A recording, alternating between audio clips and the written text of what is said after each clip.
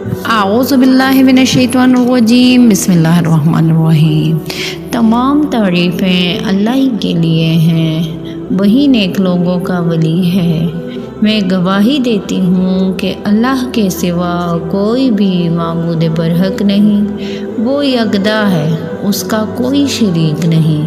اور میں یہ بھی گواہی دیتی ہوں کہ محمد صلی اللہ علیہ وآلہ وسلم اللہ کے بندے اور رسول ہے۔ یا اللہ ان پر، ان کی آل پر اور تمام صحابہ کرام پر رحمتیں اور برکتیں نازل فرما۔ السلام علیکم ورحمۃ اللہ وبرکاتہ۔ دعوت اسلام کے میرے دوستوں، میری بہنوں اور میرے بھائیوں، ایک قید خانہ وہ ہے جو دنیا والوں کا بنایا ہوا ہے، اور ایک قید خانہ اللہ تعالیٰ کا بنایا ہوا قید خانہ ہے، جس کا ذکر آج کی ویڈیو میں ہم کرنے والے ہیں کہ کیسے اللہ تعالیٰ نے اپنے پیارے نبی کے لیے سمندر کے تہوں میں قید خانہ تیار کیا، اپنے نبی کو اس قید خانے میں رکھا اور پھر ان کو اس قید سے رہا عطا فرمائی۔ وہ کون سی دعا ہے کہ جس کی وجہ سے اللہ تعالیٰ نے اپنے نبی کو اس قید خانے سے نجات دی تھی، اور آپ بھی اس دعا سے کیسے اپنی دعاؤں کو قبول کروا سکتے ہیں۔ آج کی ویڈیو میں آپ کو اس دعا کے بارے میں بتائیں گے اور اس دعا کا عمل بھی بتائیں گے، جس سے آپ کی دعا بہت جلد قبول ہوگی۔ یہ عمل بہت ہی تیز عمل ہے، انشاءاللہ اس کی برکت سے آپ کی دعا سیکنڈوں میں قبول ہوگی۔ یاد رہے کہ یہ ایسا عمل ہے کہ جس عمل کی تصدیق حضور صلی اللہ علیہ وآلہ وسلم کے حدیث مبارکہ میں بھی موجود ہے، اس لیے آپ نے ویڈیو کو سکپ نہیں کرنا، اور اس بارے میں مکمل تفصیل جاننے کے لیے آپ سے التماس ہے کہ ویڈیو کو آخر تک ضرور دیکھیے گا۔ دوستو، ہم آپ کو یہ بھی بتائیں گے کہ اللہ تعالیٰ نے اپنے کس نبی کو کس دعا کی برکت سے قید خانے سے نجات دی۔ لیکن پہلے آپ کو احادیث مبارکہ کی روشنی میں دعا کی قبولیت کے چند اوقات اور مقامات کے بارے میں بتاتے ہیں۔ اگر آپ ان اوقات میں دعا کریں تو جلد قبول ہوتی ہے۔ حضرت ابو ہریرہ سے مروی ہے کہ نبی کریم صلی اللہ علیہ وآلہ وسلم نے فرمایا، انسان اپنے رب کے قریب، سب سے زیادہ قریب سجدے کی حالت میں ہوتا ہے، اس لیے سجدے میں دعا کثرت سے کیا کرو۔ حضرت ابو امامہ رضی اللہ عنہ سے روایت ہے کہ رسول اللہ صلی اللہ علیہ وسلم سے پوچھا گیا کہ کون سی دعا زیادہ قبول ہوتی ہے؟ آپ صلی اللہ علیہ وآلہ وسلم نے فرمایا کہ رات کے آخری حصے میں اور فرض نمازوں کے بعد مانگی جانے والی دعا۔ اسی طرح حضرت سہل بن سعد رضی اللہ عنہ سے روایت ہے کہ رسول اللہ صلی اللہ علیہ وآلہ وسلم نے فرمایا، دو دعائیں رد نہیں کی جاتی، ایک اذان کے وقت، دوسری بارش کے وقت۔ حضرت انس بن مالک رضی اللہ عنہ سے روایت ہے کہ رسول اللہ صلی اللہ علیہ وآلہ وسلم نے فرمایا، اذان اور اقامت کے درمیان کی جانے والی دعا رد نہیں کی جاتی۔ لوگوں نے پوچھا، یا رسول اللہ صلی اللہ علیہ وآلہ وسلم، پھر ہم اس وقت کیا دعا کریں؟ آپ صلی اللہ علیہ وسلم نے فرمایا کہ اللہ تعالیٰ سے آخرت کی عافیت کی دعا مانگا کرو۔ دوستو، یہ بات کبھی نہیں کہنی چاہیے کہ دعا قبول نہیں ہوتی، کیونکہ جو دعا دنیا میں قبول نہیں ہوتی، اللہ تعالیٰ آخرت میں اس کا اجر عطا فرمائے گا۔ یہ تھے چند اوقات و مقامات جو دعا کے قبولیت کے ہیں۔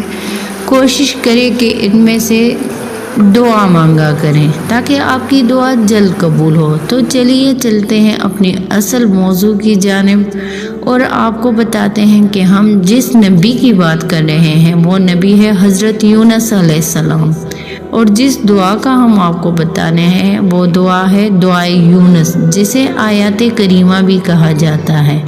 یاد رہے کہ آیات کریمہ قرآن مجید کی سورہ انبیاء کی مشہور آیت ہے۔ اللہ تعالیٰ کے نبی یونس علیہ السلام کا تذکرہ کرتے ہوئے ارشاد باری تعالیٰ ہے، اور مچھلی والے نبی یونس علیہ السلام کو یاد کیجئے جب وہ غصے کی حالت میں چل دیے اور خیال کیا کہ ہم انہیں نہ پکڑ سکیں گے۔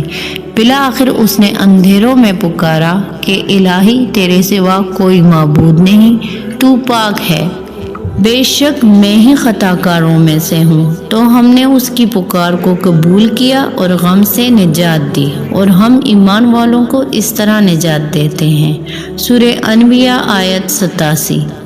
دوستو، قرآن حکیم کی اس آیت سے معلوم ہوا کہ اللہ تعالیٰ کے نبی یونس علیہ السلام جب مچھلی کے پیٹ میں گرفتار ہو گئے اور مشکلات میں پھنس گئے تو انہوں نے مشکل کے حل کے لیے اللہ تعالیٰ کو انہی کلمات کے ساتھ پکارا، تو اللہ نے انہیں اندھیروں سے نجات دے دی اور بتا دیا کہ مشکلات کو حل کرنے والا، مصائب و بلیات سے نجات دینے والا، دعاؤں کو سننے اور قبول کرنے والا، سب سے بڑا فریاد رسا، غوث اعظم صرف اللہ تعالیٰ کی ذات ہے۔ اور مشکل سے نجات صرف انبیاء کے ساتھ خاص نہیں، بلکہ کوئی بھی ایمان والا اللہ تعالیٰ کو پکارے تو وہ اس کی پکار ضرور سنتا ہے اور دعا قبول کرتا ہے۔ دوستو، یہی وجہ ہے کہ اکابرین ہر مشکل اور پریشانی میں اس آیات کریمہ کی کثرت سے تاکید کرتے ہیں کہ جب بھی آپ کو کوئی مشکل پیش آئے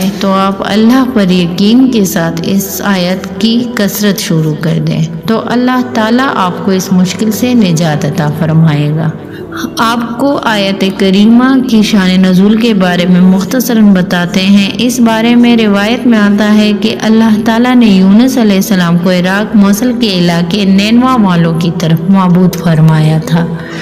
آپ اپنے قوم کو ایمان و توحید کی دعوت دیتے رہے، لیکن آپ علیہ السلام کی قوم آپ کی تکذیب کرتی رہی، کفر و عناد پر اڑی رہی۔ ایک مدت کی تبلیغ کے بعد جب آپ علیہ السلام بالکل مایوس ہو گئے کہ قوم ایمان لانے والی نہیں ہے اور عذاب الہی کا وقت قریب آ گیا، تو آپ علیہ السلام اپنی قوم کو 3 دن کے بعد عذاب الہی کی وعید سنا کر اللہ تعالیٰ کی اجازت کے بغیر وہاں سے نکل گئے اور مشکل سے دوچار ہوئے۔